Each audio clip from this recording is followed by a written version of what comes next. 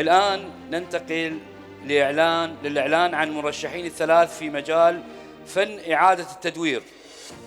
المرشح الأول فردوس علي، 25 سنة، من محافظة أربيل. قدمت عملاً باسم معزوفة الأمل، أن نتوقع الأمل في أصعب لحظات الحياة. المرشح الثاني أيضاً من محافظة ميسان، كرار جبر، عمره جبار 23 سنة. كرار قدم لنا عمل حول سيارة عسكرية، حاول يجمع أجزائها وطلع لنا هذا الشكل الجميل. المرشح الثالث محمود حيدر. وين محمود؟ محمود حيدر. محمود قم يدوقف، أنا ما دا أشوفك. محمود حيدر من محافظة أربيل، قدم عملاً باسم تعقيد. لهذا ما وقفت أنت. أوكي. الحياة وتعقيدات الفكر والجسد والهدف، هذا هو العمل. إذا تم الإعلان عن الثلاث مرشحين في فن إعادة التدوير. يتفضل إلى خشبة المسرح الوطني الكابتن عدنان درجال وزير الشباب والرياضة للإعلان عن الفائز الأول.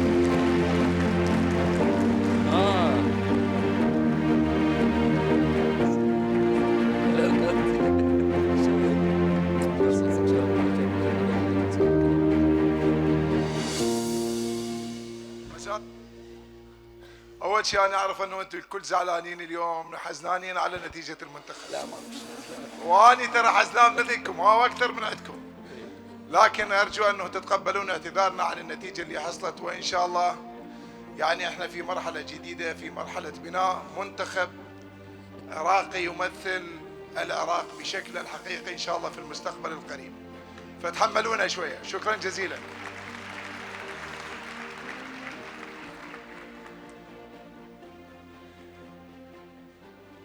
الفائزة الأولى أو الفائز الأول في مجال فن إعادة التدوير هو أو هي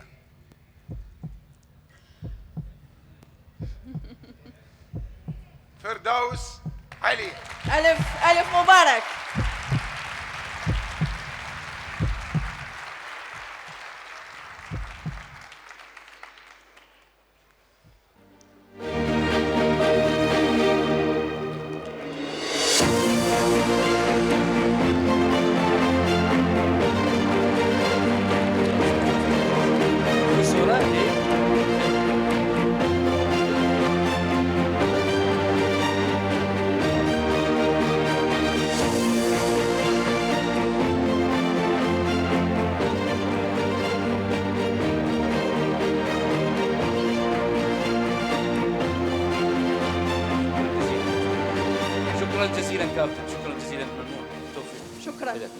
شكرا جزيلا للكابتن عدنان درجال.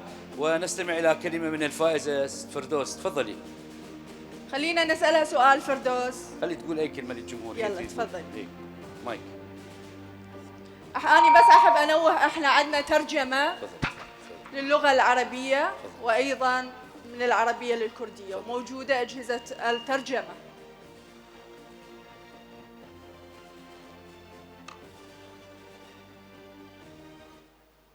پێشەکی دەمەوێت سوپاسی خودای گەورە بکەم چون هێزی ئەوە لێرەم و دواتر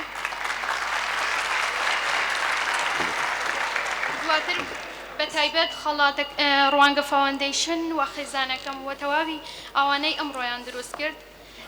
بەرهەمەکەم بە ناوی ژەنینی هیوا هیوایەکە بۆ ژیان.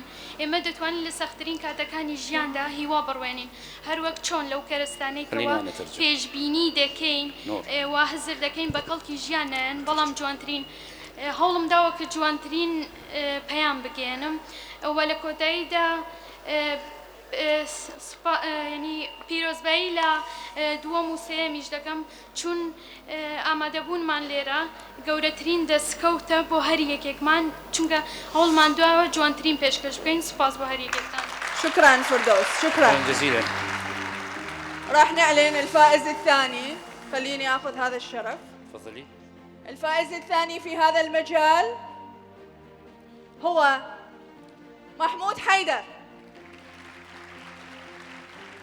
أما الفائز الثالث فهو كرار جابر. تحية وتصفيق للفائز الثالث. ألف مبارك.